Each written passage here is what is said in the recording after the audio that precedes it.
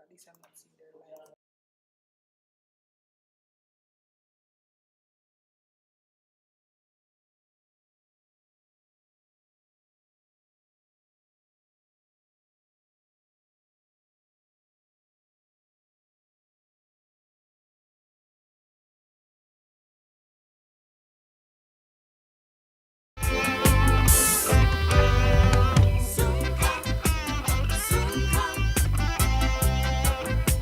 Soon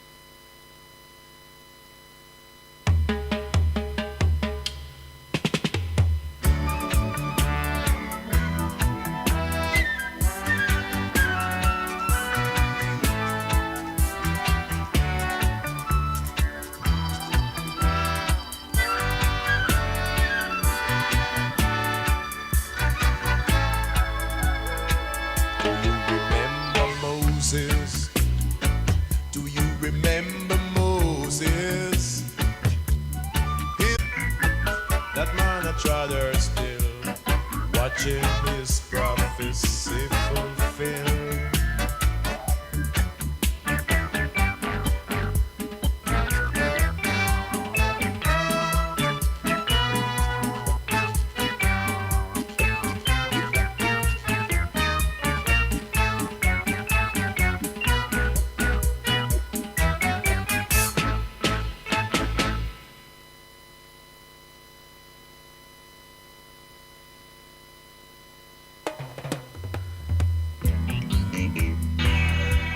Warning,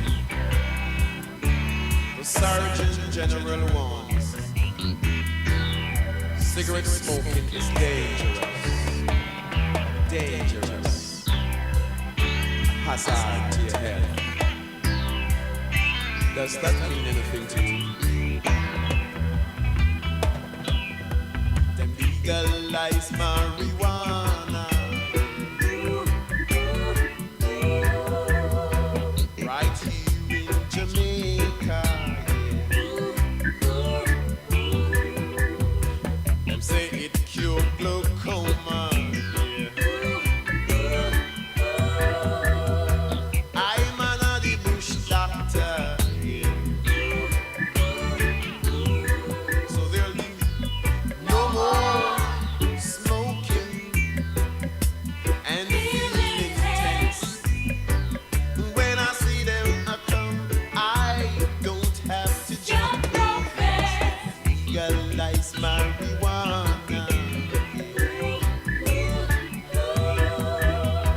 down here in Jamaica. Only cure for asthma here. I'm an active minister. So there'll be no more police brutality,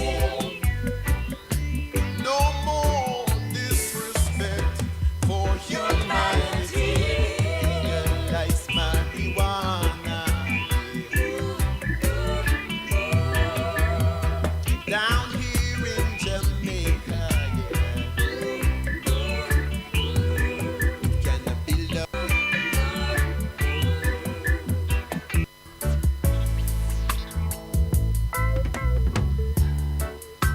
Live clean, let your works be seen. Stand firm or you gonna feed worm. Live clean, let your works be seen, my brothers. Stand firm or you gonna feed worm. One ballad till me see. It's your ballad till me see.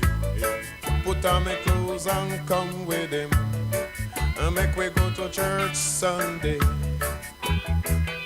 Soul seekers, I say.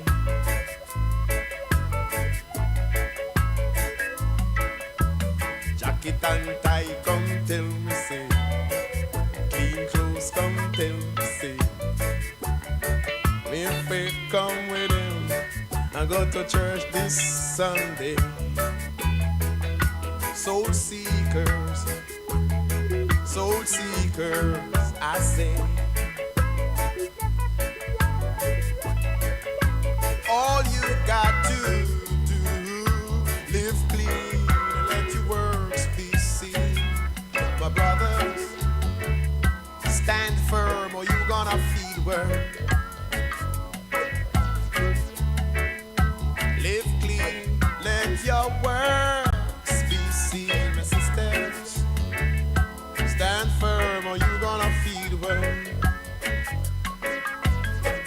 This your one come till I see, another one come till I see. If you want to be saved, son, you got to go in your grave, son, yeah. Back up bullshit, yeah. That is bullshit, I say.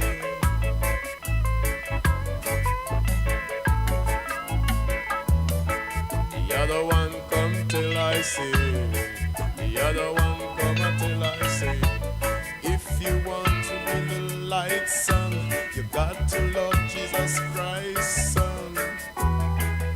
that is fantasy. Hold back of ignorance, I say.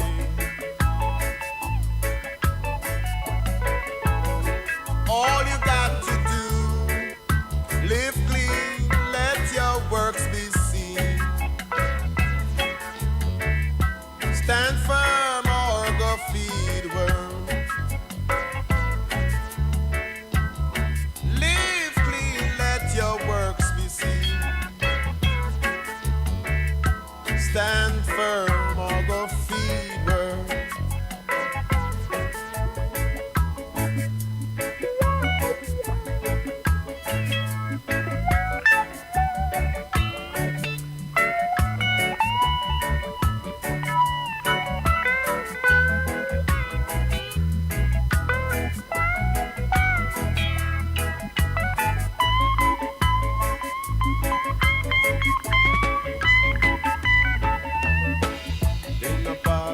Till I see, in the past till I see.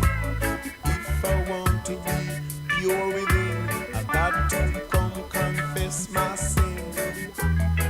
Another pirate I see. All you got to do, live clean, let your works be seen.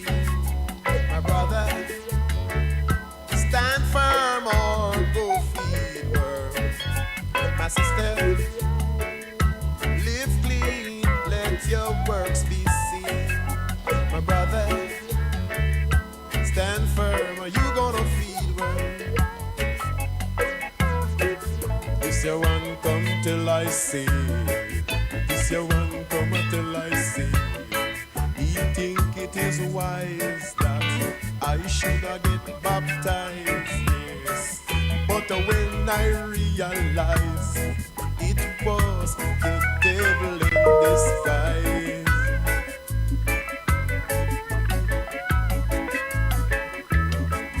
This your one come till I see. Another one come till I see. To be in the light, got to check Jesus Christ. You talk it like gladness, but that is madness, I say. And all you got to do, live clean, let your works be seen. Stand firm or you gonna feed worms. Live clean, let your works be seen.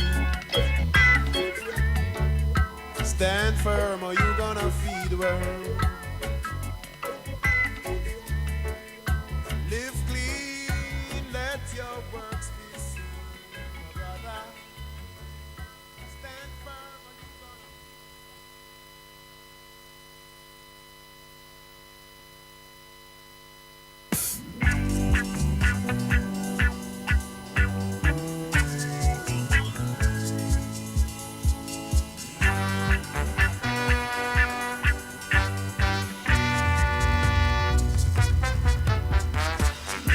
to unfavorable financial condition, I am unable to cope with this financial situation. It's causing an inflation upon creation.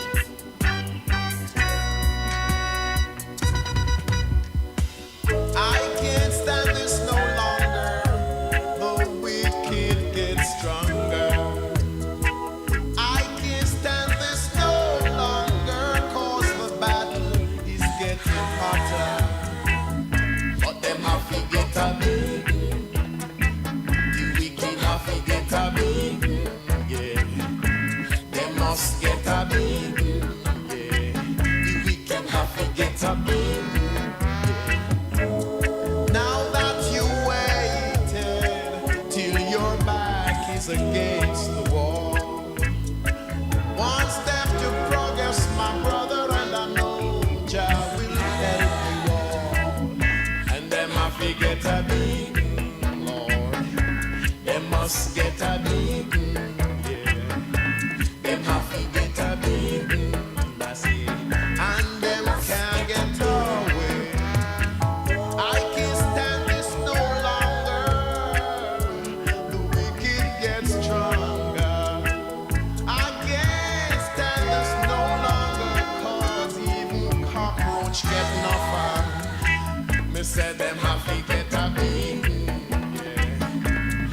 must get a beating, Lord.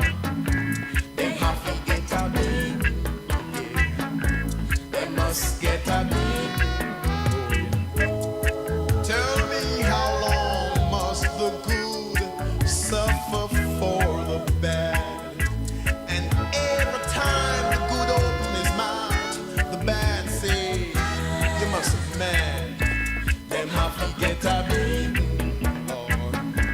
They must get a beating, yeah. Them have to get a beating, Lord. And they can't get away, yeah. I can't stand this no longer. They must get a beating. Them have to get a beating. They must get a Now that you waited so long till your back is against the wall. If you make one step to progress, I know Jah will help you all. Okay, we ready? Good evening. All right. Welcome to the fourth in our conversations with Jamaica.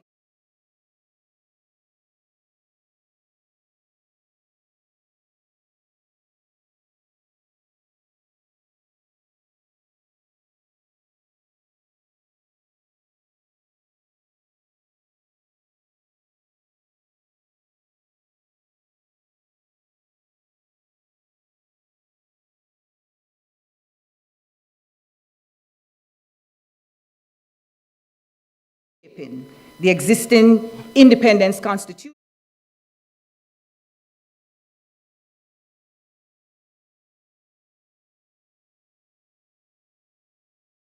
a new Jamaica Republic. Why are we doing this? You know, the best answer is that we see ourselves as owners of Jamaica. And we feel that part of our responsibility is to be engaging in these kinds of debates about our future. We have a view that over the past 60 years, the majority of Jamaicans have not been actively involved in this democracy, and in fact, many do not see themselves as owners of Jamaica. And we feel to achieve better outcomes for the next 60 years and beyond, the Jamaican people must see ourselves as owners and become more active in determining the future of our country, and in particular, the republic that we want. Although we are here in the halls of academia here at UTech, this is not an academic debate. Conversations about our constitutions are fundamentally conversations about our life. It's about our future. It's about our rights and our freedoms. And it's about the power to determine those rights and freedoms. And who determines the rules that guides our day-to-day lives. So it is a conversation about ourselves, our role in this society, and our future. We are here at UTech because we feel very strongly that students and young people must be at the center of this conversation. This conversation involves all of us, but it is about the future, and it's about your future. So I want to just remind you of how we got here. We started in June of this year with a conversation about who run things, right? Here we focused on sovereignty. And we talked about how that has changed over time. You know, we had the monarchical arrangements, the monarchy run things back then, and all the power was vested in the hands of the crown with the help of the British government. And of course, they were instrumental in monopolizing the trafficking and enslavement of Africans. We fast-track to today, the monarch is still our head of state. And although the monarch don't run things, constitutionally there's been a shift to the cabinet and the prime minister, who is the head of the cabinet, and we contemplated that although many Jamaicans don't think the people of Jamaica run things, we ought to.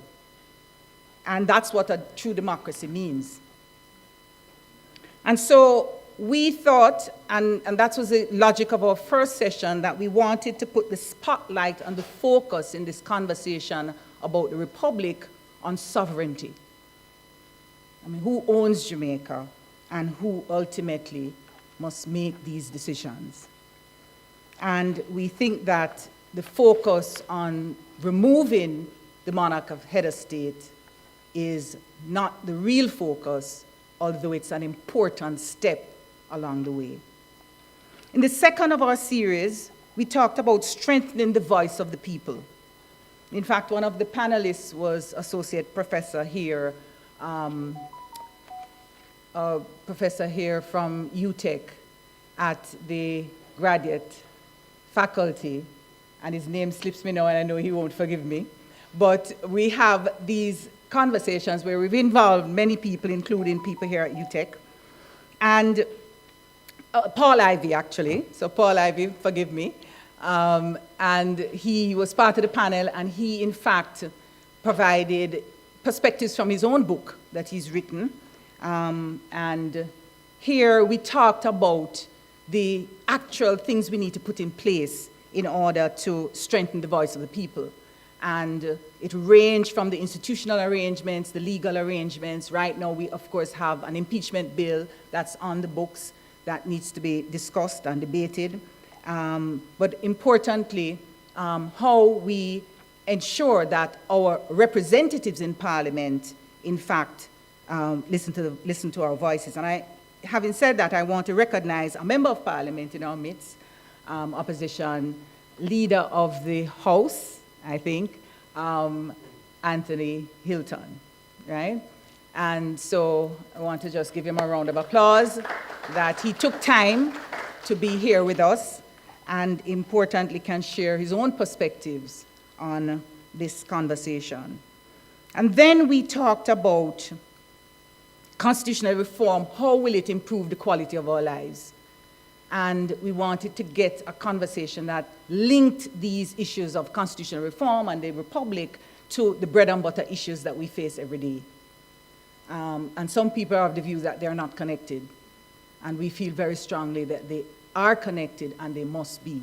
So that's what we've done so far. And so today our focus is the new King Charles III, change or continuity. What will that mean? We've had a constitutional monarchy since our independence constitution in 1962. And we heard just this March of this year, after decades of promises from both political parties, that we're going to remove the monarch as head of state. Our prime minister recently, as I said in March this year, just told us he's going to move on. But we've seen no movements. So is it change or continuity? Now, to take us through this debate, and this is the first we're having this format, we've been previously doing online conversations. So today, I have Cleveland Tomlinson from JADE, the Jamaica Association of Debating and Empowerment, and we're really, really pleased for their involvement, especially the involvement of the CEO, Jermaine Barrett. Please give him a round of applause. He's done a lot of work to have brought us here, and they are going to lead this conversation today. Now, Cleveland is a seasoned and dynamic debater. He has been awarded as the top tertiary debater in Jamaica and has copped several best debater titles and championship trophies on the local debate circuit. On the international scene, he's represented UTEC and at the highest levels of debating in Mexico, Thailand, Panama, and the United States. And in Thailand, he and his debater partner was ranked, listen carefully now, number 2 public speakers for Latin America and the Caribbean region. Please big him up.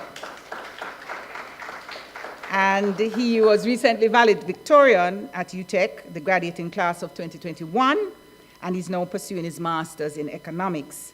And so I want to welcome Cleveland Tomlinson here. He's a young man to watch, and I'm going to hand over to you right now, Cleveland. Please give him a round of applause.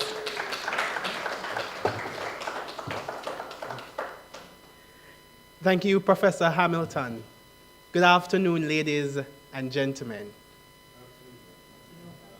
This conversation that we are about to have is not something that has recently come up.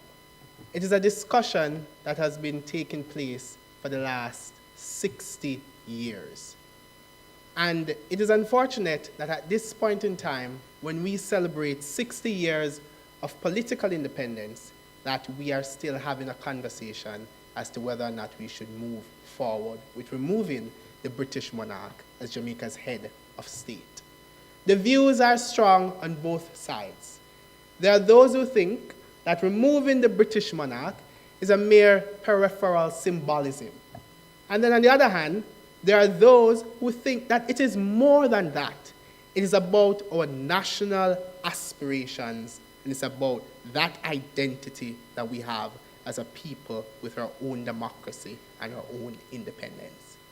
But what we will have today is a contribution to the national discourse on removing the British monarch as Jamaica's head of state in the form of a debate. And I am joined by students from Campion College and Immaculate Conception High. I want you to put your hands together for our students who have boldly decided to participate in this discussion, and we want to commend them for that. The motion before the House, the motion that will be debated this afternoon, reads, this House would remove the British monarch as Jamaica's head of state.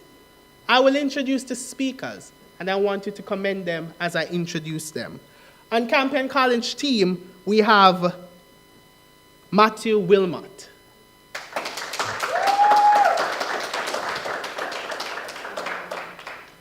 Joining Matthew from Campion is Ronaldina McLean. Both are sixth form students from Campion College. And from Immaculate Conception High, we have Jade Dwyer.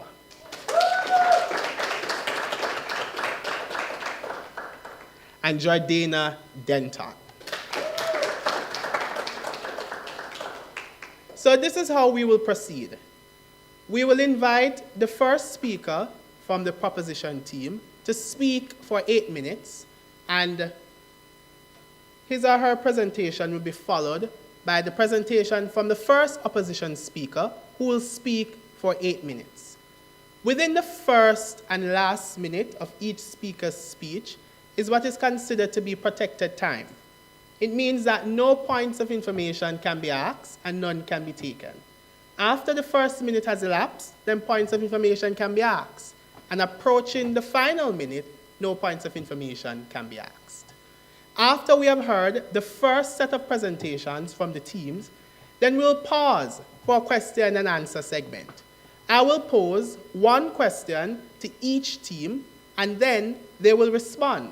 Following their response, I will take a question from our physical audience. And then we're also joined by an online presence. So I will also take a question from them. I will invite the teams as well to pose a question to their opponents. And then the debate will continue with speeches from each team. But before we get into the debate, I want to gauge your views on the issue, because I want to do a sort of poll. I want to see how moved you will be by the quality of speeches that you will hear from the debaters. If you, at this moment in time, believe that Jamaica should press forward on the trajectory, move along full speed ahead with alacrity to remove the British monarch as Jamaica's head of state, Give an indication by raising of your hand. Now let me hear you say here, here. Let me hear here, here. And if you think that we have far more important developmental issues to attend to, it's just mere symbolism. We have no time to remove the British monarch. In fact, I want to go to the UK at some time. If you have that position, let me hear you say here, here. So, so what we are hearing is that the audience is divided. There are some in support of removing the British monarch and those who are not in support. But let us hear what the debaters have to say. Ladies and gentlemen, put your hands together for the first speaker from the proposition team who would argue for the removal of the British monarch as Jamaica's head of state. The first speaker from the proposition team, Ronaldina McLean. I apologize for that, ladies and gentlemen. Jay Dwyer, the first speaker from the proposition team. Jay Dwyer. Put your hands together for Jay Dwyer. Yes, you should.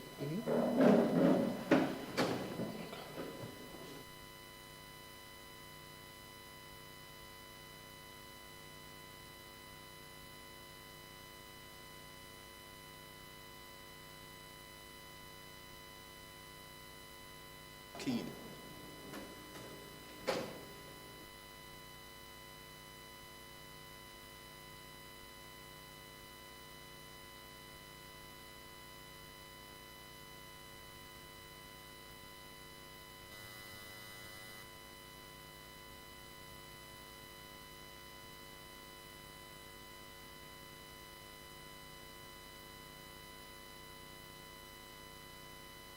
That would be necessary and the likely actions to achieve them. 3, the importance of a fully indigenous system of governance. And 4, how this change will improve governance in Jamaica and accrue to the improving of the well-being of the Jamaican people. The model we propose is a type of executive presidential system, which would be similar to the US's. In our model, the elected president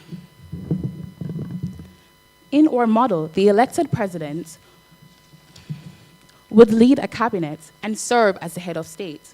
Therefore, the president would carry out both governmental and ceremonial functions. Parliament would pretty much function as it does now, except that MPs or senators would not be able to simultaneously sit in the cabinet. 2 substantial benefits would immediately flow from this arrangement. 1, a separation of powers would more clearly define and limit the role of legislators. Currently, MPs draft, debate, and review laws, as well as address economic, social, and developmental problems in their respective constituencies. If their party is in power, these obligations may be exacerbated because many of them will be in the cabinet and will therefore be responsible of fulfilling additional duties. This can be taxing because these positions are highly demanding and sensitive. Juggling so many responsibilities naturally diminishes their ability to work effectively. Additionally, the ability of cabinet members to serve in parliament under the current system creates a conflict of interest, as elected members are primarily focused on getting re-elected. The potential for this is far less significant on our side, especially since appointed cabinet members are typically people who have successful careers outside of politics and have much stronger grounds to challenge political whims of their president. 2, our model opens the possibility for non-career politicians to serve in the cabinet. This would be a leap forward for governance in Jamaica, as it means that the president will no longer be limited to choose only from a few dozen parliamentarians of varying levels of capacity and intellect in deciding who leads the ministries off. Instead, the best minds would be chosen to solve our most crippling problems.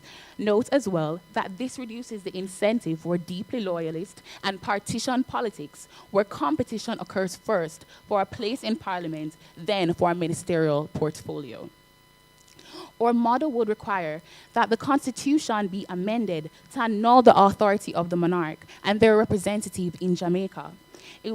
It would also require a change in the roles and functions of members of parliament and the addition of the office of the president. Naturally, the Constitution would also specify the powers held by the legislature, executive, and judiciary that would allow each to both function independently and simultaneously hold each other accountable. These changes would require 2/3 majority in a national referendum. We believe that such a referendum is likely to succeed for 2 reasons. The political moment has come. The successor to the Pan-Africanist movement that rocked the world in the 1900s is today's movement, emphasizing the abolition of subtle but deeply entrenched systems of racial oppression. Isn't it true that non-career politicians now sit on the cabinet? That is true. Okay. This new wave recognizes that significant harms can accrue over time if seemingly symbolic issues are ignored. More importantly, both major political parties have agreed that the British monarch should not remain as Jamaica's head of state. This is critical because a key point of failure of past referenda in other countries that require the qualified majority on similar cases has been that political parties in those countries were split on the issue. This resulted in a partition split among the voting population. Given that both parties in Jamaica have agreed, it would be politically difficult to retract agreement, and thus, we believe passage of this change is the more likely case. We have 4 reasons why this change is important.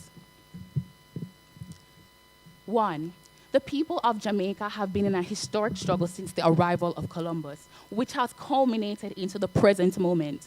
At the first engagement, the original inhabitants of the island were decimated by the invaded Europeans. Then, Africans forcibly brought here to work for the land and for its wealth, fought firstly for their freedom, then for the land, then, along with other oppressed minorities, for decent wages and the right to vote, and finally, for a country. 2, the new struggle then later emerged was about how the country was to be defined. In forming that definition, Jamaicans have had to dismantle significant aspects of the colonial legacy, which created a society so stratified by race and class that it could never develop economically or progress socially. Today's battle is to remove the monarch as our head of state, which is a modern struggle towards defining our national identity. 3, more importantly, today we argue that a fully indigenous system of governance will shape a unique national identity, ensuring that each Jamaican can personally connect to their highest political and cultural authority. At present, the Governor General serves as a constant reminder of our colonial past, and that we have not fully established our independence like countries such as Guyana and Dominica.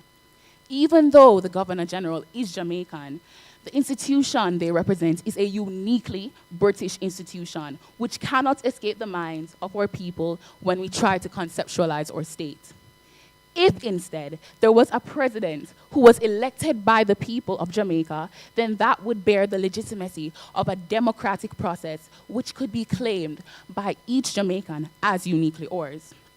4, the potential ramifications here are significant. We have all seen silly clips on TV of people lamenting that if Jamaica was to become a republic, then inflation and the exchange rate would worsen and jobs would become more difficult to find. These misconceptions are due in part to the fact that many Jamaicans still do not understand that the country has no special relationship with the UK. This brain fog is due largely because ceremonial ties, such as the monarchy, still exist. Breaking these ties are necessary to foster a more independent mindset, in which in turn will help us to look forward for solutions to our problems. Unfortunately, this brain fog isn't limited to the uninformed This brain fog isn't limited to the uninformed Joe under the clock tower. Many serious political leaders still believe that retaining the monarch grants us special status with the British government that may yield greater investments, closer cooperations, etc., despite the overwhelming evidence against this. Thank you.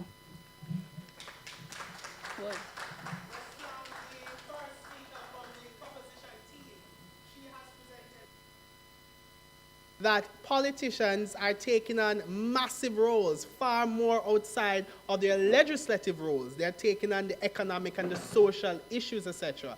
And they want to revamp the constitution to remove the British monarch. And in addition to that, restrict and limit some of the roles of members of parliament. We want to hear the contestation to that idea. And at this time, I'm going to invite Ronaldina McLean, first speaker from the opposition team, to pose the response to the first case from proposition.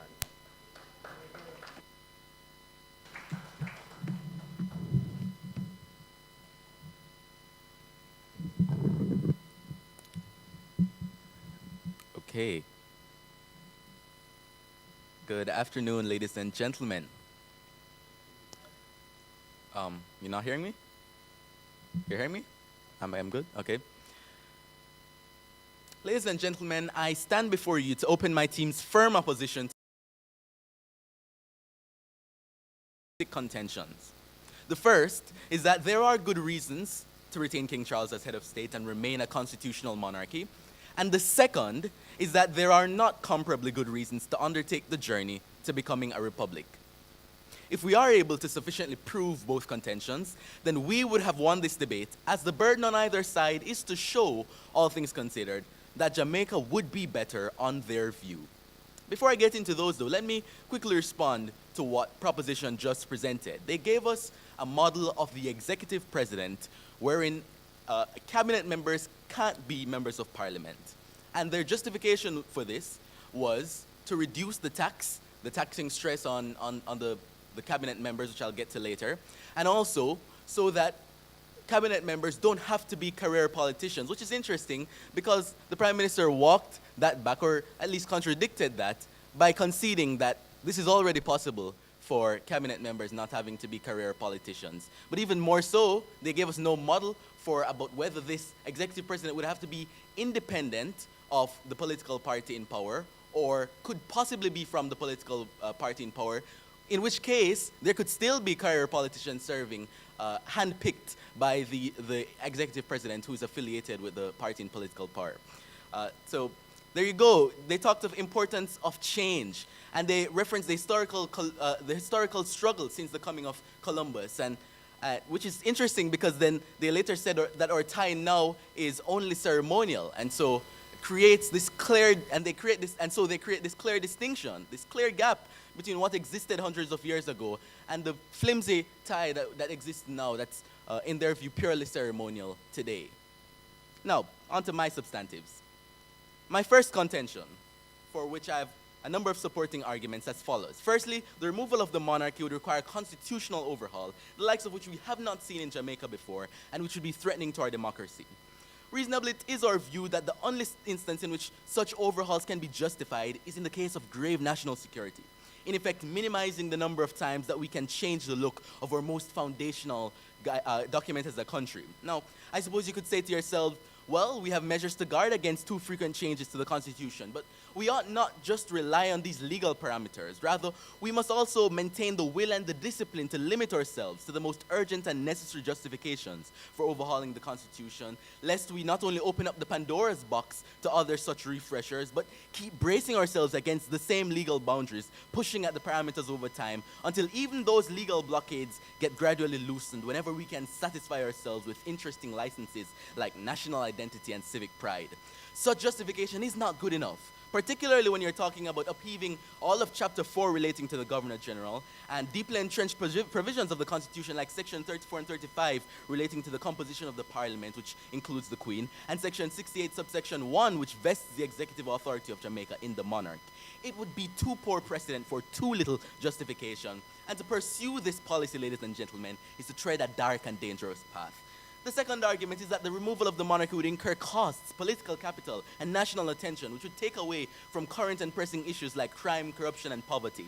The transition to republicanism has already cost us greatly, with commission upon study order to look into the issue, a new Ministry of Constitutional and Legal Affairs created primarily with the intention of overseeing Jamaica's becoming a republic and thus collecting tax dollars which it uses for legal research, paperwork, and other things. And the referendum which they talk about, after the costs to pay for election day workers and purchase equipment, would eat up about $2 billion according to an EOJ estimate, which is itself a waste in virtue of the fact that voter turnout would probably be remarkably low. There would not be enough attention given to the process as is necessary on such a constitutionally relevant issue. And even if we do get there, it would take lots of spending through educational campaigns, which would cost us even more. But we wouldn't just suffer financial costs. The political environment would become more polarized as opposite political parties in a Brexit-esque fashion disagree in the process towards republicanism. And even if there is political unity, then national attention would still be stolen from other issues by social and political elites who have the luxury of being able to quabble about the heights of civic pride because they aren't as materially affected by the day-to-day struggles of ordinary citizens. We lead the world in many crime and corruption statistics and have too many other crucial domestic issues to be wasting attention on this rarefied conversation about a man thousands of miles away who supposedly isn't involved in our affairs. Appropriateness of this policy aside, we're simply not ready for this right now. I'll take the POI.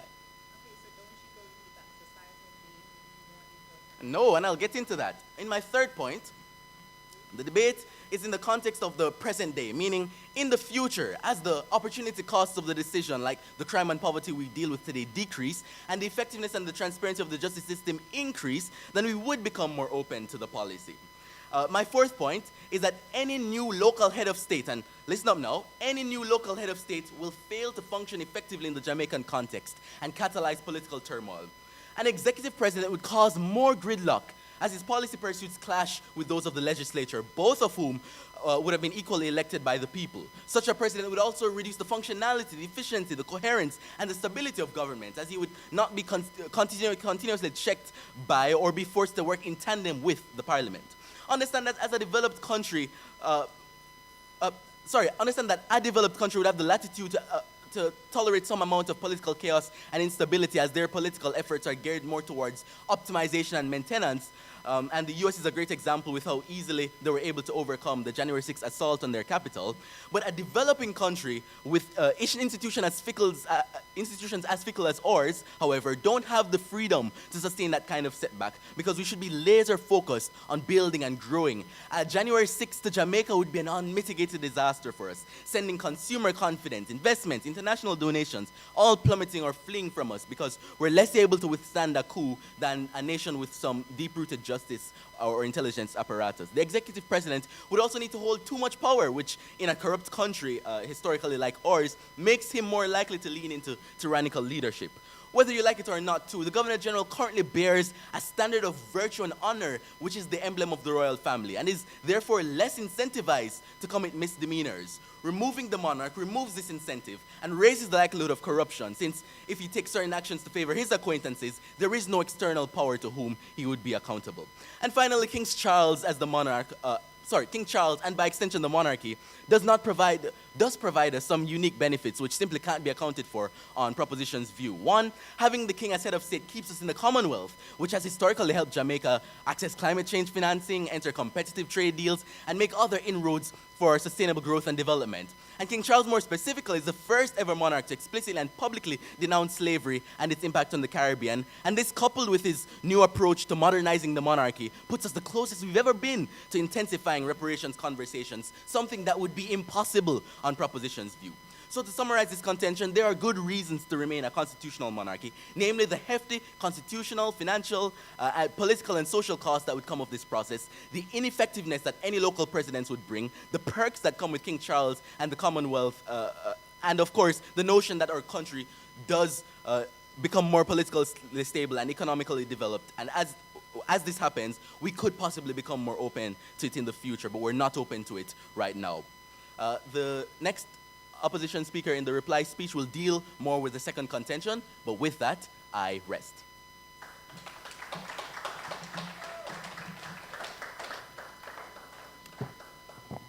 Thank you, ladies and gentlemen. We have heard the first set of presentations. We have heard from the first speaker of the proposition team arguing for the removal of the British monarch as Jamaica's head of state. And we have heard the response from the opposition team. Now it's my time to ask questions, and I'll take pleasure in posing questions. And I ask you to think, get your thoughts ready, because I will invite you to ask questions of the speakers. We have just about 10 minutes to engage in this segment, so we have a bit of time. So think about your questions, and please, I'm sure the debaters are bold and confident, and they have shown you their confidence, and they're willing to answer your question. I have a question. I will start with the opposition. We heard from Ronaldinho.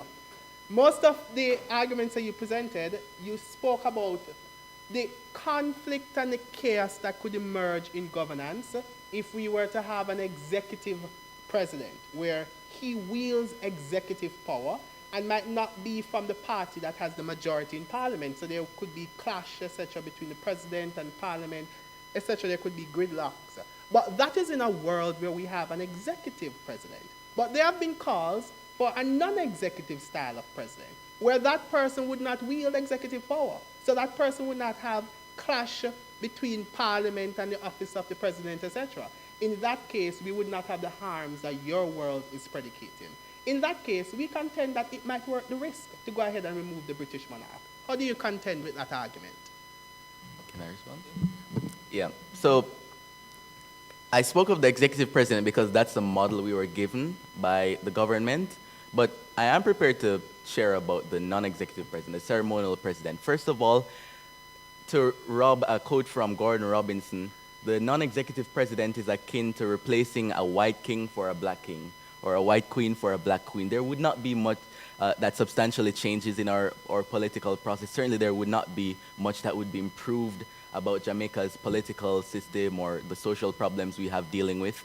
And in fact, one loss or a couple of losses that we could sustain on this non-executive president is, well, besides the losses of the benefits that the monarchy provides that I outlined, well, is the fact that this non-executive president does not have a reputation external to Jamaica to maintain, or does not have the distant monarchy whom he represents and whose emblem he wears, and so, like I said, is more likely anyways, even if it's non-executive, this ceremonial president would be more likely to lean into corrupt actions and misdemeanors.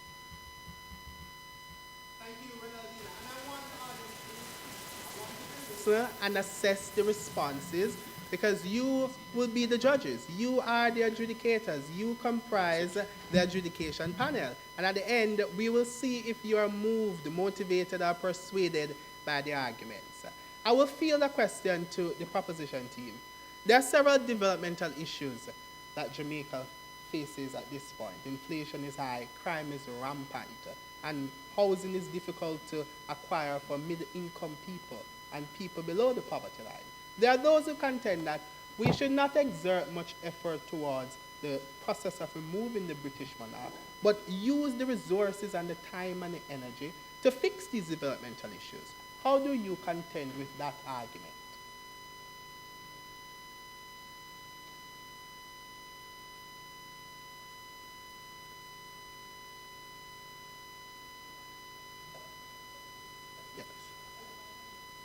Right, certainly I can repeat the question. There are those who believe that we face a host of developmental issues. As at the moment, inflation is high, crime is rampant, housing market is problematic, persons below the poverty line, middle-income persons find it difficult to get jobs, to acquire housing, etc. So there are other issues that are important right now. Why should the time and the effort be exerted towards a perhaps tedious process of removing the British monarch?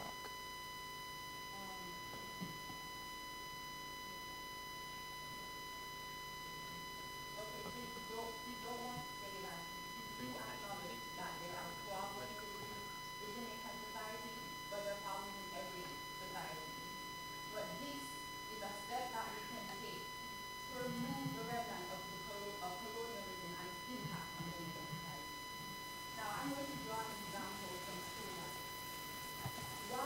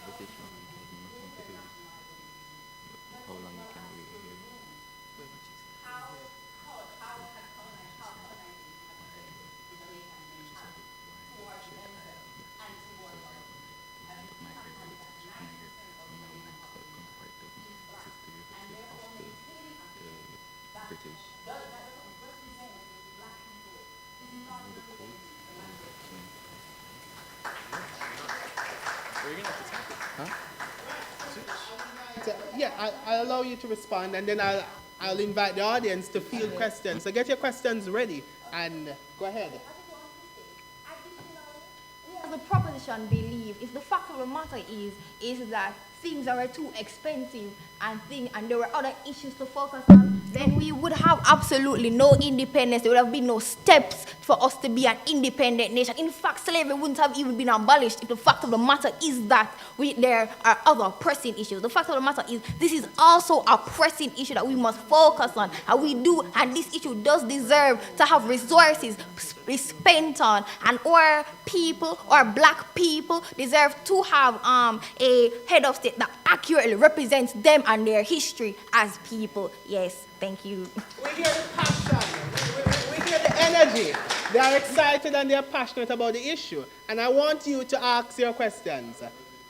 Oh, yes, I have control over this segment. I moderate it, I decide where it goes, and I'll allow you to respond. Okay, so I would like to address that point about under the monarchy, we wouldn't have necessarily abolished slavery. You see, slavery is more of not a political, but more of an economic concern. And in the time of slavery, the crown did not have as much involvement as it did in the pre-independence era, because in that time they used the old representative system where the power was in the hands of the Creole whites or the planters. It was only after the Mark Bay Rebellion when they switched to the crown colony system to minimize these outbursts of the workers in order to quell future rebellions. So that point wouldn't stand in any case. And I'll also add to that response to say, I think that suggestion kind of misunderstands what my argument was. My argument was that these costs would not be well spent in light of, one, the benefits or the lack thereof that the pursuit would provide us, and also, two, the other issues we have to deal with in the society. So to the first one, there are not many material benefits that come from removing the monarch as head of state. We certainly didn't hear many significant material benefits to the ordinary person. In fact, and I consider it outrageous to compare something like that to the abolition of slavery and to the independence of Jamaica, which delivered real, tangible, material benefits to everyone from the top to the bottom. And to the previous suggestion that the issues we have in society about hair and texture and length are downstream from having a British monarch, well, I pose the question to the proposition: how would removing the monarch change the length you have to wear your hair to school? Right. Before we get to that segment, Ronaldinho, where you get the chance to ask that question, I see questions from the audience. They want to ask you before you get to ask your opponents. Oh. So let me take from, I saw your hand first, young man. You can go ahead, you can stand. Do we have a microphone we could take to him? Oh, thank you. Okay, you can go ahead. My question is to the opposition. Right? My name is Josh Bradley, and I represent you from UWI Debating Club. I heard that you mentioned something about corruption, and I don't want to misquote you, so I want you to just clear it up before I continue with the question. You mentioned that having the Governor General representing the monarch and the king, right, is a way to reduce or minimize corruption. That's what you said?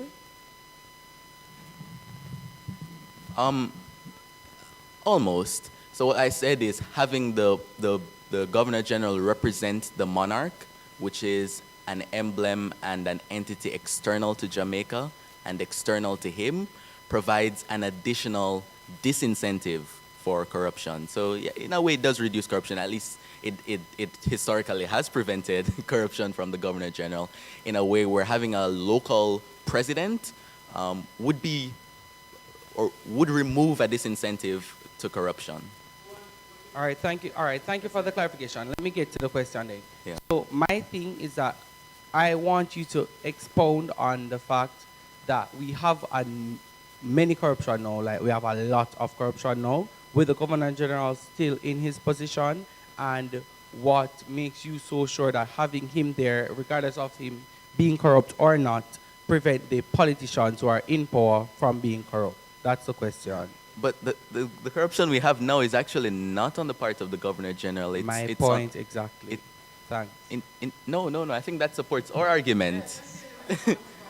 Yeah, that supports our argument that having this representative bearing the name and the emblem of the monarchy external to Jamaica adds a disincentive against corruption, because all the scandals and the corrupt activities that you can identify now are probably of, well, career politicians or other kinds of politicians who are local and who have friends in their political movements and who are able to get away with certain acts because they don't have external checks on their power, or they don't have a check on their power that is external to Jamaica. So I think that supports our argument. Before I take another question from the audience, I will allow the proposition team to pose a question to opposition, have a response from them, and then we'll have opposition pose a question to proposition. Ladies from Immaculate, you can pose your question. Is everyone hearing? Okay, yes, you can hear me. Okay, so for our question to the opposition is that you state that the royal, just to clarify, you're saying that the royal emblem, is one that is done to help, create unity and all of that, right? Essentially, that was it? To present unity? Well, it wasn't really unity. It was more the royal emblem.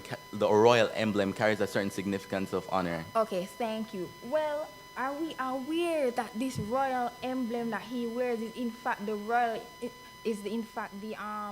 royal insignia, which depicts a white angel stepping on a black devil in chains?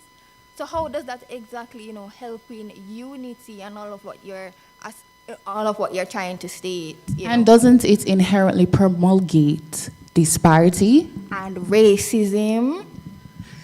Yes, let's hear the response. Go ahead. Yes, we'd like to hear the response. Okay, great. Well, the same thing could be said about the coat of arms.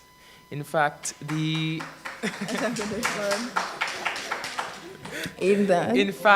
helmet that is on the coat of arms, our coat of arms, our national identity, these symbols that we rely on to give us who we are as Jamaicans, then if you're warranting the change of just that emblem that he wears on his shirt, then you'd have to change the entire coat of arms of our country.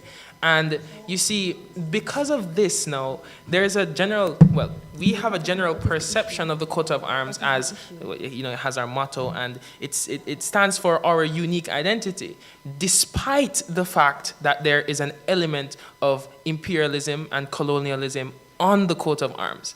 Therefore, it goes against your point to say that most of the Jamaican population isn't necessarily aware of this. So for you, it's basically opinionistic. And to add to that, let's just clarify that the Governor General has stopped wearing that insignia for a couple of years now, and so it isn't married to our position that he wears that specific emblem. We have gotten to a point of clash of the symbols, ladies and gentlemen. That's why we have gotten it in the debate. And I'm going to invite opposition to pose their question to the ladies of Immaculate High. Yeah, I just had to ask about the suggestion that, well, just the injection of the hair texture and length and the oppression of black people in Jamaica into this debate. And I really wanted to just ask, how does that change the price of rice? That is, the removal of the Governor General as head of state. How would that change any of the school rules we see, or how would it allow us to wear longer hair or be more comfortable in the texture of our hair? It seems like we're entering into a different territory of a different conversation, which has nothing to do with the debate at hand. Okay, so I would like to state that we upholding the monarch as our head of state inherently represents all the history that we have with the British people. So as we know, they were our oppressors. And as we know, the norms and values that we have in society are derivative from British and racist values. So me injecting hair and all of that is just to support my claim as to why we should remove the monarchy, because this is a sociological issue. This is not time for nitpicking. time for nitpicking. The fact of the matter is, we are stating that. Can you hear me? Okay. The fact of the matter is that we are stating, which I will actually speak about in my speech, is that removing the monarchy as the head of state would actually evoke national pride, more pride and patriotism as a people. So when you invoke these types of things in people, they'd feel more proud to embrace their blackness, they'd be more proud to embrace their blackness and their ethnic background, and that directly ties into them feeling more comfortable with the length of their hair and the texture of their hair as well as the color of their skin, directly posing your point. Thank you. We hear the passion, we see the passion. Put your hands together for the debaters, an extension to the national discourse on removing the British monarch as Jamaica's head of state. We're going to take the final speeches in the debate. And I invite the proposition speaker, Jordana Denton. She was passionately presenting a while ago. Let's hear her full speech, ladies and gentlemen. And that will be followed by Matthew.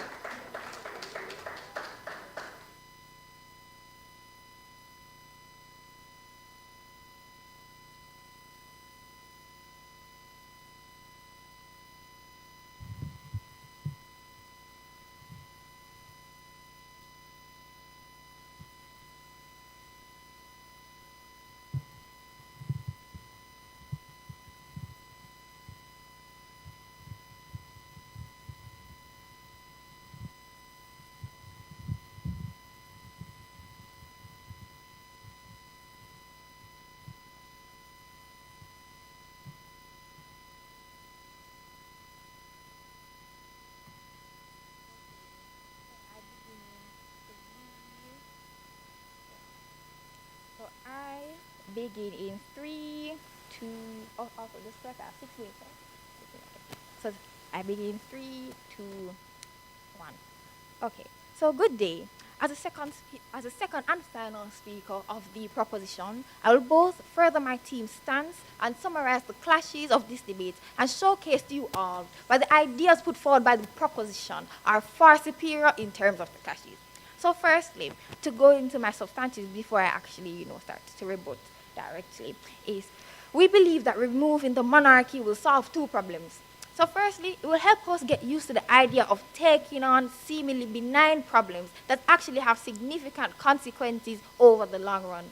One such consequence is failing to learn how to independently and properly operate a democratic system of governance, which we can't do so as long as the Governor General remains here representing the Queen.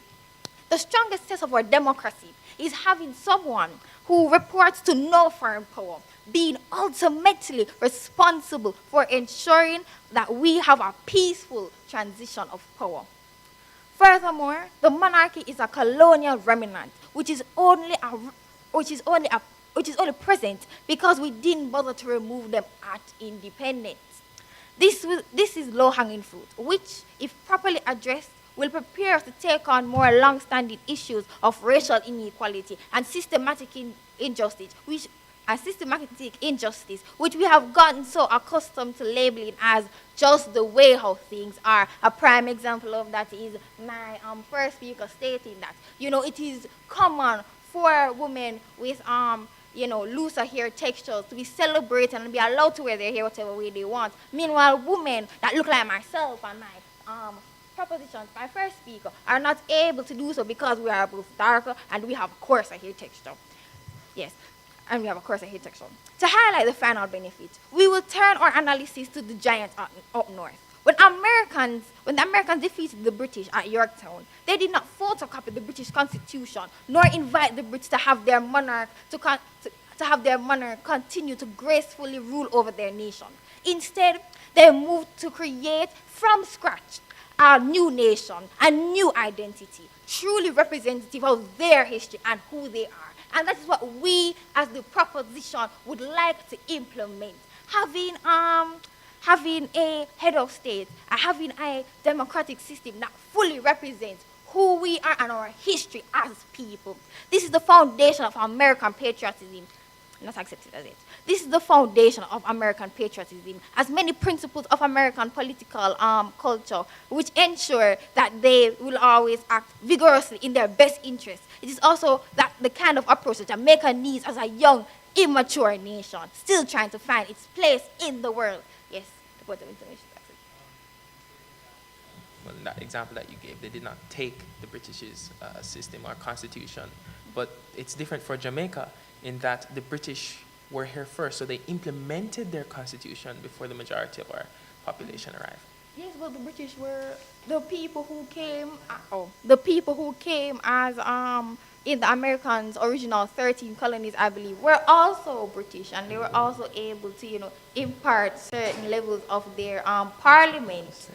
So we're not really seeing why that is relevant. But to continue, even if our model is not fully implemented as the head of state is ceremonial, know that we'll still achieve the gains of breaking the small and symbolic ties to the UK that will still grant us substantial benefits. Further, the process of getting us to that state would mean that we're more amenable to full implementation of our model in the long run.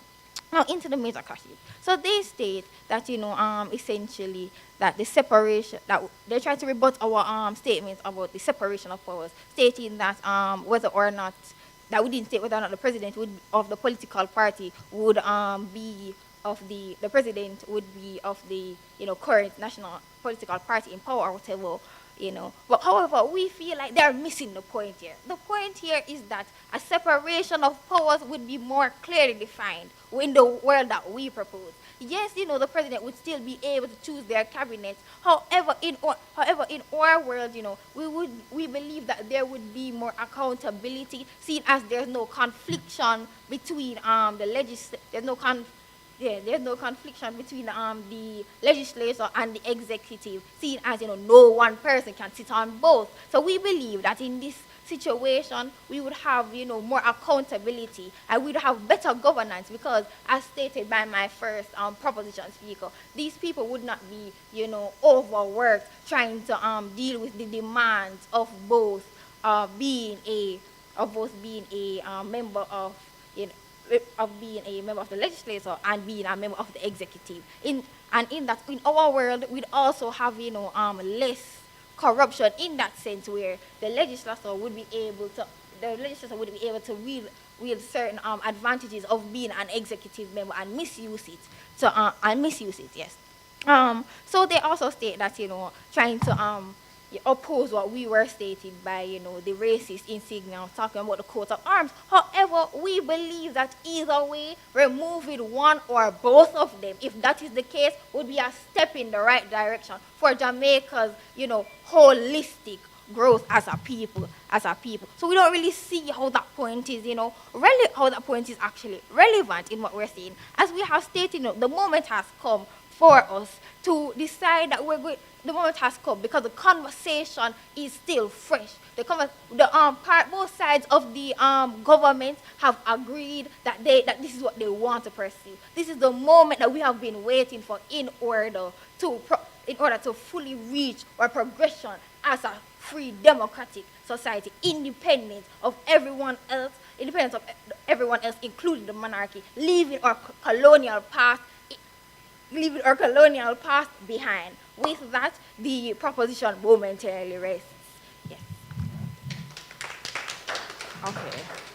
Thank you, ladies and gentlemen. Thank you to the proposition speaker. We have heard that we have an identity to protect, and time come for us to cut ties with the British monarch and full speed ahead towards a Jamaican republic. Right, Jermaine? Right, Mr. Hilton? A time for a Jamaican republic. Ladies and gentlemen, let us invite the response from the opposition team. Matthew Wilmot from Campion College. Put your hands together for Matthew.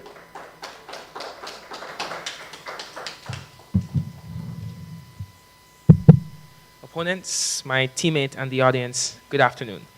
As the opposition, we fully and completely reject the motion to remove King Charles III as the Jamaican head of state. Ladies and gentlemen, the proposition continues to base their arguments on a foundation on empty shoulds, buts, and cans. They attempt to appeal to our heartstrings by playing on our Caribbean identity, our role as individual people, and our past suffering under imperialistic oppression. However, the opposition is here to save this debate. Save this debate by taking it out of the sky and grounding it in practicality and realism. To do this, we have posed a single question. Is it feasible, and is it really worth it? Mr. Speaker, the opposition has never intended to contest this debate by isolating and challenging the root causes of the push for monetary removal. In fact, the proposition is misguided to do so, as no reason to change our societal or political system can be justified independently. Instead, we have weighed them in context relative to other issues that lace Jamaican society and methods by which we can bring about this change. However, before I concretize our position through one final substantive, let me reiterate and settle some points of contention we have seen through this debate and some points that the audience may question. Firstly, the proposition brings up that we need to frame our national identity. The Jamaican identity is a product of multiculturalism, as we can both agree, which, as much as we see the saturation of African, Indian, or Chinese culture within our society, it is still inclusive of European metropolitan influence. Therefore, a key element of our identity is the countries, or the British, that has colonized us. On a base level, by removing the monarchy, we are arguably removing a relic of our past, the British. The permeation of international cultures into Jamaican society was a product of British colonialism. And regardless of their motives, we cannot forget a key historical figure that has just as much shaped the nature of our island. In essence, by removing the monarchy, you are removing one of the cornerstones of the British section of our identity that still lives on today. However, there's the other contention that we need to sever this relic of our colonial past. Most tend to make the correlation between the British monarchy and a symbol of imperialist colonization, as we've said before, which led to the oppression of numerous peoples throughout our history. Now, the opposition is not ignoring the struggles of our people, nor do we seek to downplay the resilience of our identity through the ages, because we are strong. But as time has progressed, and especially now, is it really viewed as such by the Jamaican people? You see, Mr. Speaker, opinionated interpretation should not be and cannot be confused with the general consensus. First and foremost, the monarchy in Jamaica is essentially a static figure, a ceremonial figurehead. But even if the majority of Jamaicans still saw this as lingering imperialism, why wasn't there a push for said change from the inception of the Constitution? Why wasn't there a push for said change in the times that would have actually warranted a removal of the monarchy? From this angle, the proposition stance has boiled down to the mere concept of we can do this just because we can. They also brought up the separation of powers. Let us understand where we live, a struggling, developing nation. We aren't at the developed stage where we can grapple with some massive decision. We are no US and not even a Guyana. Rather, we are closer in economics and social development to Africa, who has taken this route all over and has failed. The despotism in Uganda, corruption in Tanzania and Rwanda, and coups in Burkina Faso, as well as 39 other African countries over the course of their histories tell the story. Republicanism, or the separation of the executive from legislature, does not necessarily improve a country's political system, and in fact has the potential to make it worse. The audience, I would like to address a point that some of the audience may be thinking, that Jamaica, it's kind of weird that Jamaica is one of the only states to require a visa to head into the country of our head of state. Well, by stating this, we are accepting, as well as we are, or attempting to remove the monarchy. The proposition is accepting, as well as we all are, that requiring our visa is somewhat of an inconvenience, or at most a problem. But by removing the monarchy, you are actually concretizing the need for a visa. Instead of pushing for a remedy, you are actually turning an inconvenience into a requirement, instead of the clear option to remove it completely, through other methods, of course, but the debate is not on that, and thereby strengthen the Jamaican passport, which is an essential symbol of who we are. Changing the monarchy also, well, the proposition raised the point that changing the monarchy incites individual and national pride in who we are. the proposition failed to mechanize this point. It still isn't clear how we get there from being a president instead of a governor general to the average person being more comfortable in the texture of their hair. You see, if we did not have the confidence in who we are and the democracy we possess, why do we celebrate Independence Day? Why do we celebrate Emancipation Day? Why do we give our country an age? It just doesn't add up. And of course, I want to address, this point leads me into my substantive about the fact that the monarchy, unlike a president, is static. It's an incorruptible entity that is immune to the direct effects of the local media, local issues, and the attention of the local population. The model proposed by the proposition is granting much power to the executive president. However, this one comes with much attention and eyes upon his or her actions. Now, although we are inclined to think that realistically, this has nothing to do with the duties of the executive president. And as much as we try to deny that politics is heavily dependent on one's image, deep consideration would have to be given as such. The ceremony, To summarize this contention, the removal of the monarchy would not improve Jamaica's conditions, and the government has presented no convincing arguments to that end. As a result, the opposition has unequivocally and undoubtedly won this debate.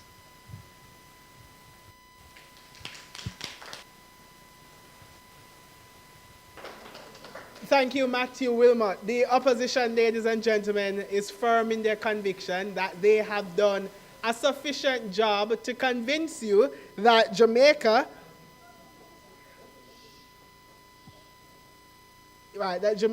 should not undergo the tedious process of rechanging the constitution, rewriting section 4 to remove the British monarch.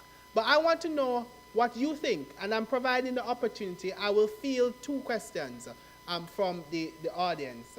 One to the proposition team and one to the opposition team. I will give my concluding remarks, make way for Professor Hamilton, and we will conclude this very important gathering, this session that is very, very relevant in the discourse towards having a republic. Let me take the question from the audience. Go ahead, yes.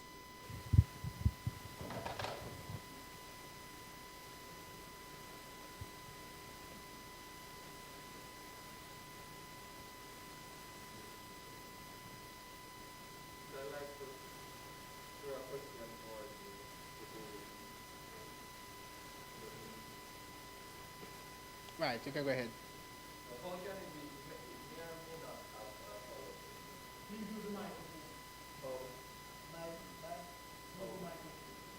Because we would want it to be heard on the online platform.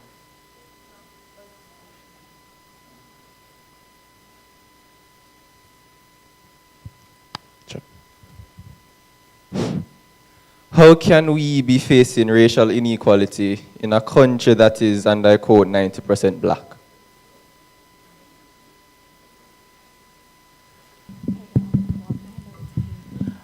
We do face racial inequality because we as black people have internalized or colonizers' ideologies.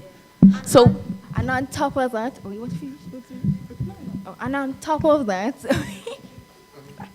and on top of that, because of this internalization, we have actually begun to project it onto not only ourselves, but to other people who look like us and other people of other ethnicities that would be minorities in Jamaica. Yes. And an example of how we have internalized racism, look, you can go into any inner city or Gideon, and I think you'd like to take a walk through Fletcher's Land, or would you like to take a walk through Fletcher's Land and you can account for all the people who have bleached their skin? That is an example of internalized racism. We believe that people who are of lighter skin tones and people who are inherently white are better than us because they have the features, they have Eurocentric features, which are derivative from the British. Thank you. Yes. No. Yes. No, you continue.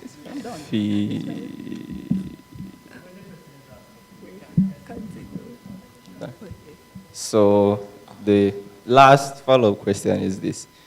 Is it an issue caused by the current monarchy, or we being a part of the monarchy same way, or is it a identity crisis among us?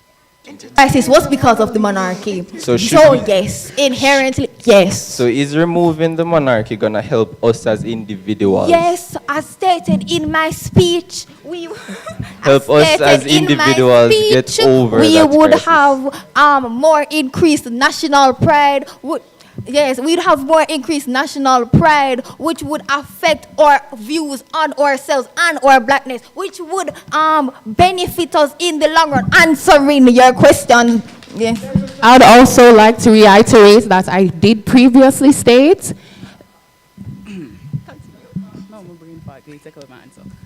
I'd also like to reiterate that we did previously state that our sociological stance in society currently is derivative of values and ideologies that were promulgated by the British monarch in the name of the British monarch. So if we remove them, we're not going to remove all of our problems in one day. That would be impossible. But it is a step, right? And just because we won't fix our problems immediately does not mean that we should not make an attempt to fix our problems right now. We shouldn't wait. Thank you. I'll take the final question from the audience. Ravon, you can go ahead and pose your question. And that question is to be to the opposition because we're coming to the end of the program. All right, good afternoon. So I have one question that addresses two parts of your speech, and it's about the benefits that you claim that we get from having the British monarchy.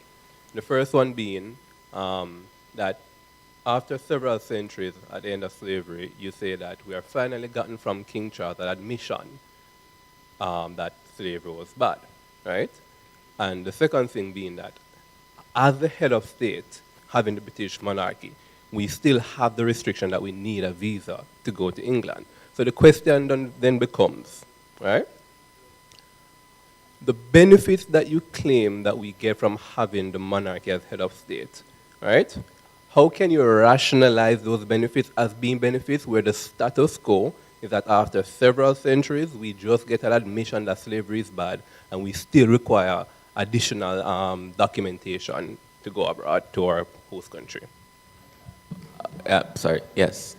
Well, the answer to that is there are benefits outside of the visa and the admission of slavery.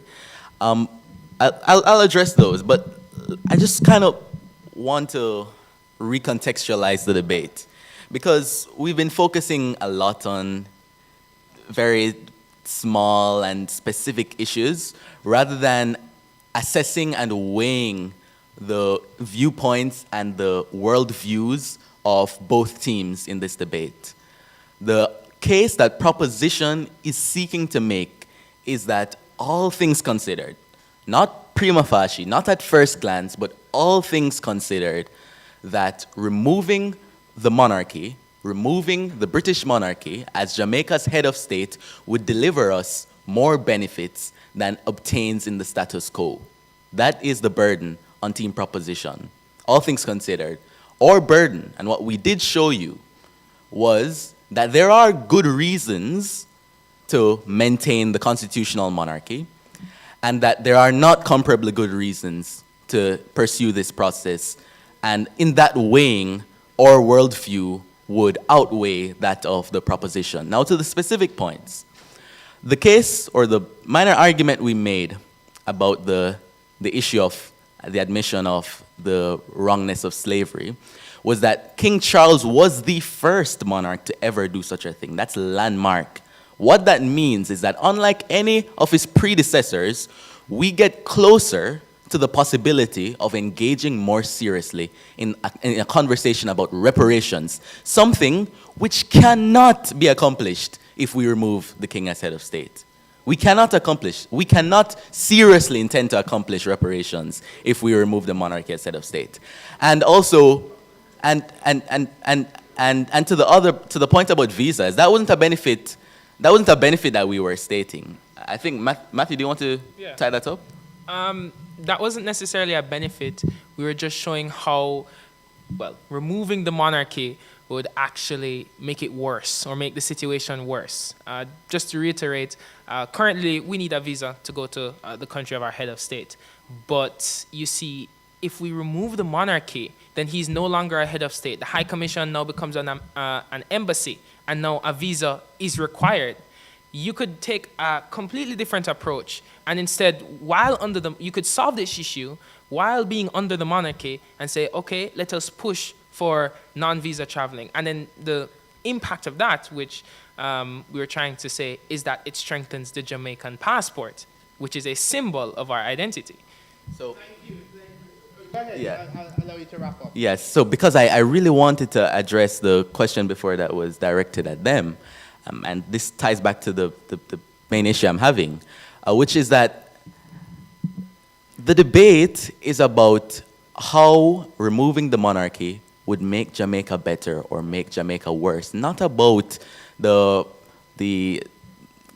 individual interpersonal issues we have that are derivative of the history we have with the monarchy. Specifically, will removing the monarchy catalyze a world in which people are more comfortable with the texture of their hair? I don't exactly see that, and I'll explain to you why. Because we can catalyze that world where people are more comfortable with their hair. We can catalyze that world where people refrain from bleaching their skin, and where our school rules don't reflect deep colonial Eurocentric policies. We do that through education. That's that's where our focus should lie. We do that through building our self-esteem within our own rights and within each other, within our relationships, in our family, breaking traditions we have that are passed down generationally and that are passed down in institutions like our schooling system or even our justice system. This move to remove the monarchy, like we're trying to explain to you, incurs all these added harms, all these added costs that simply are not good enough solutions to the problem, because the problem lies in education and in repairing broken traditions. And also, collectively, when taken in totality, when mapped against each other, would ultimately amount to a waste of time if we can achieve what you're trying to achieve through less costly means. Thank you, Ronaldina. Thank you to the debaters. Ladies and gentlemen, put your hands together for the bold and confident. And before Professor Hamilton comes, now that the debate is over, I can step aside from being an unbiased moderator, and I can share just a bit of my personal view before I invite Professor Hamilton. There are two issues that I'm very passionate about, and those are reparations and removing the British monarch as Jamaica's head of state. And I know young people generally do not find these issues interesting. And I'm a young person, I'm just 22 years old, so I'm young too, just like you. And I know we're interested in the realities of now, the make cash now, the live now, the chopper thing and that. But I think that it is important that we be interested in our Jamaican identity. I don't think that removing the British monarch is a peripheral symbolism. I think it's about our national aspirations. And that cannot be, our view of who we are cannot be represented by a monarch who resides in Great Britain. It should be represented by a Jamaican who lives in Kingston, who has more in common, elsewhere, lives in Jamaica. Live in Jamaica. Doesn't have to be Kingston, but lives in Jamaica, who has more in common with the Jamaican people than the Mountbatten-Windsor family. And that is my view on the issue. And I'm sad that the political directorate and successive administrations, Mr. Hilton, has failed to move the process. It is sad and it's unfortunate that 60 years of political independence and we're having a conversation as to whether or not it should happen. And when you go to Parliament, tell them, and tell the Prime Minister that he should move quick exactly with the process. Ladies and gentlemen, thank you for having me, and let's invite Professor Hamilton to conclude this afternoon. Thank you so very much. Wow, our future is in good hands. Give them another round of applause. Our young moderator, thank you so much. Debaters, excellent. There's so much to say. I'm going to just use the opportunity to just invite our Member of Parliament, to, if you could get a mic to him, please, to just say a few words, because there's some issues that were raised that I thought that your perspective would be useful. We heard from the Immaculate team that, the separation of powers, and they raised issues about an executive president as opposed to a monarchical, ceremonial president. And so I just love to hear your comments on that issue in terms of how we can get our voices heard through our representatives in Parliament. Yeah. Well, first let me congratulate each of you, and the teams. I thought it was very interesting, and for me, primarily, I wanted to come to listen, because I have my own views, but I think in this process, why do you think that the members of Parliament will actually vote and take a decision? I think we will well advance to listen well, to listen to what happened, and hear, particularly our young people. So I came this evening because it was the young people who wanted to get a perspective, and certainly the perspective of who the person who wanted to get some of the views. Although it was a bit stylized, and I understand the debate process, a bit stylized, there's a lot of substance there. Some arguments were mentioned. Let me just, in answer to Cleveland, let me just say in all seriousness, this process about where we are today, let us recall that there was never a time, certainly to my knowledge and before my involvement and my sense of history, there's never been a time when this has not been at the forefront of discussions and debate. I mean, we've done all the Parliament, we've had commissions, we've done a lot of work and a lot of thinking on it, and we've heard the two sides. The truth is that the issues, and particularly the one raised by Dr. Hamilton to me about executive, in fact, the last time we entered on this discussion, this was the point at which there was strong disagreement, executive presidency as opposed to ceremonial presidency, and a lot is there to unpack in all of that kind of conversation, because you can truncate a good part of the debate if you decide it's just ceremonial and not going deeper, right? So, so yes, I mean, as a member of Parliament, as a politician, yeah, we are blameworthy, but my own view is that we're not any much more so than the population, because we know the disagreements and we know the debates that are still going on. And so if you're a representative and you have this disagreement in the population, it is true we have the powers to go and we can all come together and vote another way from how the population think, but that's not representative and the representational nature of that which we represent. But let me just say, I think my own view is that there's a level of consensus in the society today that I don't think existed 10 years ago.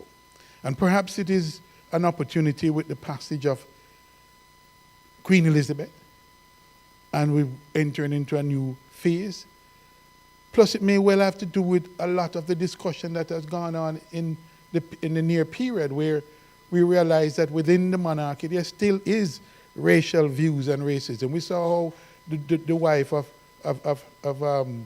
the prince was treated, and so people are like, look, this thing is not something distant; it's present day, and I think people are the sense I get as a member of parliament, as I go around and I talk to people, is that people are in fact ready to move on. Time come, and people want to move on. But I think it is not peripheral for us to, because I think it's in that deeper conversation that the question about what is the nature of that decision that falls to be taken that we have to still to decide. And there's something else that is attached to it that isn't raised here, and that is very much a part of the whole consideration, and that is that the institutions that really comprise our sovereignty, our court, our final court of appeal, is actually one of the very practical aspects of our sovereignty that we have not, we have to consider and make a decision. Now, there are differing views. There's a view that, well, let's leave that for another time. And there are people who feel very strongly that if you're going to move the monarchy and bring your sovereignty home, then bring your sovereignty home. Don't half-step, don't change the monarchy and leave one part of your sovereignty still in London and at the Privy Council. Others are saying, well, let's move on what we can agree on and what we have consensus on. And we come back to that part another time. These are very important matters to consider because in one sense, if you're going to take control of your sovereignty, your sense of who you are, because some of the same arguments that the proponents raise about our identity and how we feel about self, I hear in your argument. One of the arguments you make is about corruption, right? And what the argument says, which I find a bit fallacious, isn't that everybody is corrupt? Because certainly, if that's your argument that everybody is corrupt, then I think, we all fail. That there's corruption is true. And that the corruption is not just within the political class, it is elsewhere. But also, we have men and women of stature, of integrity, and the issue is integrity, right? And so I don't think your argument was that they're not men and women for integrity. I know that can't be an argument, but I hope that it wasn't your argument. But so we have men and women of integrity. So we have men and women of integrity, right? That can run our institution. So I don't want to preview my argument because I am going to join the debate. In fact, I'm one of two representatives from my party on the committee. So I have a critical role to play, and that's one of the reasons I'm listening well.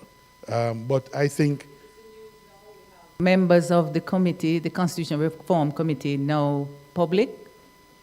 Yeah. Is that no, we've not heard about the composition of the Constitutional Reform Committee that our minister has? Is that now public? No, it's not news. Okay. The party leader, Mark Golding, had said so. Oh, when he announced okay. the cabinet, he had named the two persons. In fact, it's myself. Oh, with responsibility, but not the Constitutional Reform Committee that the Minister with Legal and Constitutional Affairs says she's going to establish. Yes. Oh, okay. Yeah, it's the two representatives, Okay. myself so and the other members have not yet been Donna announced. Scott, I don't hear the other members. Okay, all right. But our party leaders said who the PNP representatives will be. So, but on the question of the non-executive, executive, ceremonial and executive, those are substantive issues. Gridlock is a feature of the U.S. system, the executive system. I trained in the U.S. as a lawyer. I lived there, and I know that the system there is given to gridlock. I mean, what the midterm and what that throws up is going to mean that perhaps for 2 years, what you have to pursue, the government of the president have to pursue a minimal agenda. Query whether in a state of development that we are, whether we can withstand that kind of gridlock in it. So there are considerations. Others of the view, the argument made about the clear separation. Do you make the argument about clear separation? It's something to consider. And in fact, on this core, I think we, the People's National Party were the one arguing for the full separation for the longest time. We have given way along the way to say, look, let us, in the interest of moving on, let us come to where we can have some kind of agreement and move on. And so we've agreed finally that we're prepared to go with a ceremonial presidency to ensure that we move on from the monarchy. But it's a lot to unpack. And yes, the fundamental argument you make is that the issue at the end of the day cannot be and is not a financial or economic issue.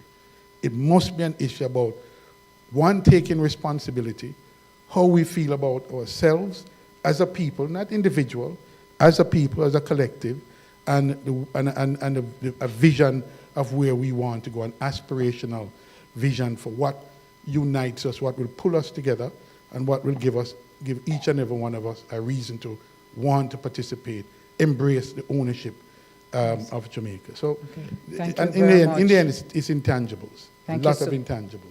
Thank you so very much. I just wanted a few minutes, not running out of time. I want Dr. Patricia Green, if you could perhaps just get the mic. Dr. Patricia Green just wrote an article in the Gleaner, if you haven't seen it, about the time to change the coat of arms. So I just wanted her to share a few nuggets since she's in the audience. Just want to recognize her, part of the Advocates Network, and just to say why you think it's important for us to change this coat of arms. Good afternoon. Thank you, Prof. Rosalie. Thank you, MP Hilton. I'm excited to be here and hear a new generation talking about symbols and elements. And I want to commend you, both sides, for bringing it up, the Governor General symbol and also the coat of arms. I find it very interesting, and I want to say correctly that it is King Charles III change. It's actually the topic of the debate, because the Jamaica coat of arms actually was done by King Charles II in 1661. So what we now have is King Charles III on the throne, and we are continuing to use the symbols of King Charles II, 1661, which came about as his embracing and taking Jamaica, the land of Jamaica, as his own, and he called it the Crown Lands, and he gave it to whom he desired. And he placed his mantle and his crown on the coat of arms, and he put two naked persons on it, and in particular the woman, we have to recognize the whole gender issue, on the coat of arms. And usually coat of arms are designed and placed with animals. So when you have the supporters of the arm being people, it really is saying how you consider the people or the persons who own the land. So the lands were taken, and today, including after 60 years of our independence, we are still embracing that as our symbol. And it has the mantle of the king, and that's the image internationally that's being portrayed of our nation, new generation, who we are.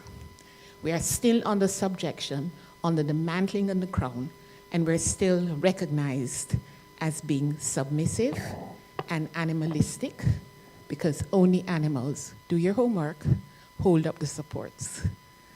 The other symbol that's like that is Suriname. And they became the symbols of the slave trade. It became the African, the same one. They took off the Tainos and they put some African people. And the Dutch company who did trading along with the English company used the same. Yes, they're naked. They're exactly the same like ours. And so we really have to consider, and thank you, MP, for mentioning that it's not a financial consideration. We, as a people of Jamaica and as a new generation, have to begin to say, what is our symbol? What is our pride? And who are we as a nation? Are we under the mantling and the crown of England? That's the nature of this discussion here. King Charles III. It's different when you say King Charles III than when you say the monarch. Thank you so much, Prof. Thank you so much. Really insightful. This, you see why this kind of public forum is important, because it's really important to get the information. And I'll just highlight a couple of things that I thought was important from what was said in the panel. I heard the Campion team talking about the failing institutions, and that's important because I think the Immaculate team pointed to the fact that some of those institutional problems are linked to that colonial legacy. So that's a point to note. And you also pointed, I think, to the importance of the democracy and this monarchical arrangement as inconsistent with a democracy. Remember, we now have a new head of state. Nobody voted for this person. It's just a tradition, and that fundamentally contradicts our democracy. I thought it was a good point. And then the feasibility that was raised at the end. Is this thing feasible? How will we make it feasible? It's all of us. And I think the Campion team pointed to the importance of the educational institutions and the kinds of self-esteem that we must build to create the kinds of institutions that we need that can lead this transformation. I want to really thank the team. Please give them another round of applause. They really did well. And I'm going to ask Shamar Bryan if he could come and just show a small token of our appreciation to each and every one of you. I'm going to ask that you just come to the front, and I hope we have some cameras here to take some pictures as he hands the baskets, the bag of goodies, they're in that corner, to our team. And let me ask first that we have Jade Dwyer just step to the front, and Shamar will give you this, a little token of our appreciation, right? Thank you so much, Jade Dwyer. Thank you. And then next I want to invite Ronald Hino McLean to make sure. Thank you so much for your very passionate delivery, yes. And we're hoping that you don't believe half of what you said. Thank you so much. But I think he did raise important points for us to think about, the cost and all of these issues. These are issues people are talking about, so you did touch on those issues. And we also want to invite Jordania Denton. Jordania, please. We heard your very passionate delivery and sense of self and our Africanness. Yes, very important. Thank you so much, young lady. And then lastly, we want to thank Matthew Wilmot. Thank you so much. And to put all of this together, we could not have had this event if it wasn't for our moderator who disappeared on us. But until he comes, I'm going to ask Anna K. McIntosh if she could present a small token of appreciation to Jade. And we're going to ask Jade's executive director, Jermaine Barrett, to accept a small token of our appreciation. And he also will get a bag of goodies, and we will make a small presentation here. And if our moderator comes, we will give one to him as well. But until he turns up, let's just ask Jermaine Barrett to accept this.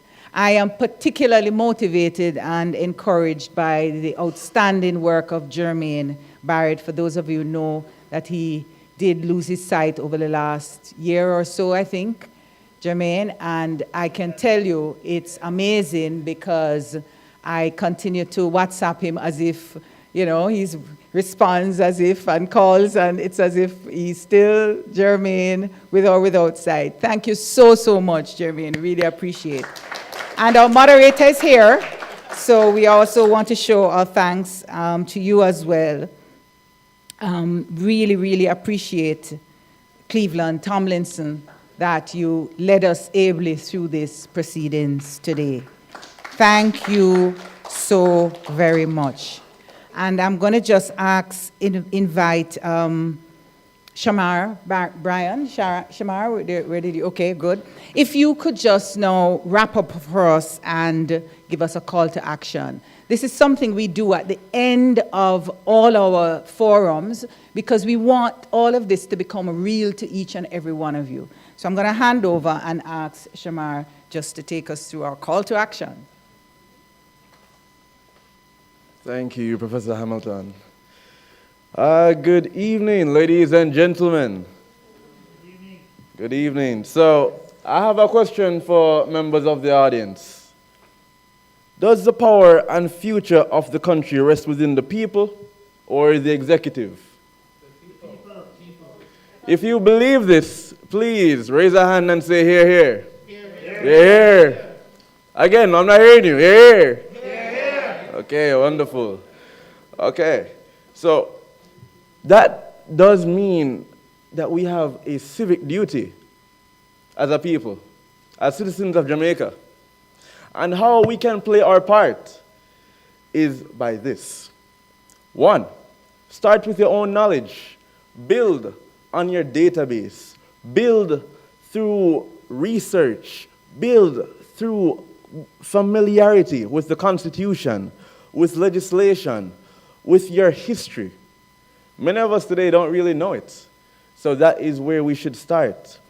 2, dialogue with others. Everyone here should have a friend of a friend, family members, people on the road. You know, we can talk to anybody. I've actually really met some wonderful people here today. Congratulations again, both sides. So you can discuss what you've learned with each member of society, your friend, family member, somebody that you've met just the other day. 3, engage your community or go through group actions. So, like here today, we have several groups such as the Advocates Network, and we don't even have to start there. We can start in our school groups. We can start the conversation right. We can start by pushing the idea, pushing the motion. That is how things get done. 4, engage your elected representative. And that is what we have done here today. We have engaged MP Hilton. And, you know, it's a matter of accountability. We must first acknowledge where we have all gone wrong. And from there, we push forward. And the last thing today, because I don't want to hold you long, we've gone a bit over time, but, you know, we're having fun. It does happen. So we should connect with each and every one of us, connect through a network. So with that now, I have another question to you. What is the most powerful tool of our generation? I heard it over here. Social media. Ding, ding, ding. Social media is the #1 tool of our generation. COVID highlighted that. So now, I want you guys to reach out to us.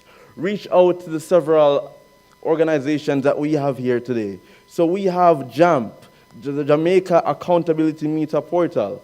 And we have several, oh wow, we have a lot of social media handles for them. So I want you guys to kind of write this down or text, you know, you guys have your phones on you. So we have first a website, okay, so I'll spell it out. jmp@jmpja.org. That is jamp@jampja.org. Email address. Okay, thank you. Thank you for the clarity. And then we have the National Integrity Action. And it is, you ready? info@niajamaica.org. We have the Institute of Law and Economics, ILE. And here we are, HELLO@ileja.org. And the last email address now for the Advocates Network, advocatesnet@gmail.com. So that is @gmail.com. And not only that, we do have several social media handles. So I want you guys to write this down. We have the UTech Wi-Fi right here available. I hope you guys are ready for me. So, for JAMP, it is JMP_Jamaica. That is their Twitter handle. I repeat again, JMP_Jamaica. For their Instagram, it is jamp.jamaica. That is @jamp.jamaica. And their Facebook, Facebook is for the older audience, but, we'll give it out anyway. Okay, so that is @JMP Jamaica. The Facebook is JMP Jamaica. And for the Advocates Network, it is Advocatesnet JA. Advocatesnet JA. And last but not least, the Jade website. That is my.jade.org. Pardon? Yes, my.jade. Oh, wait. Oh, there's no dot. myjade.org, sorry. myjade.org. myjade.org. And that, ladies and gentlemen, are some of the ways that you can play a part in today's society in pushing forward our movement. I thank you and have a wonderful evening.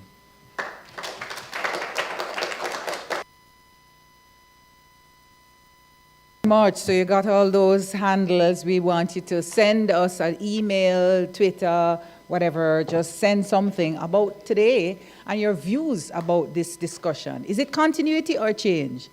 And please, get that discussion going. It's very, very important. It is about your future. It's about all our futures. And we're really, really happy that we had this amazing team that brought the conversation to us and made it lively and interesting. I want to thank our organizers. As you heard, JAMP, the Jamaica Accountability Meter Portal. Jeanette Calder unfortunately couldn't make it. She certainly wanted to be here. And so was Professor Trevor Monroe from the executive director of NIA. He too wanted to be here, couldn't make it. And the CEO of the Institute of Law and Economics, Dwayne Gutzmeyer, all couldn't make it, but were planning to be here, but just want to say, they expressed their apologies for absence. But of course, we have Pat Green, and I saw a few other of our network members here, the Advocate Network, and so we're glad you're able to make it. I also want to thank and recognize, I think Professor Rowan Lewis was here. I saw him here earlier, and the UTech team for hosting us here today. Thank you all so much. And of course, our moderator, thanks again. And all the team members, thank you so much. And last but most importantly, to you, the audience, here and online, thank you all so much for taking the time to be here with us and to share your perspectives as well as ours in this important discussion. Thank you so much.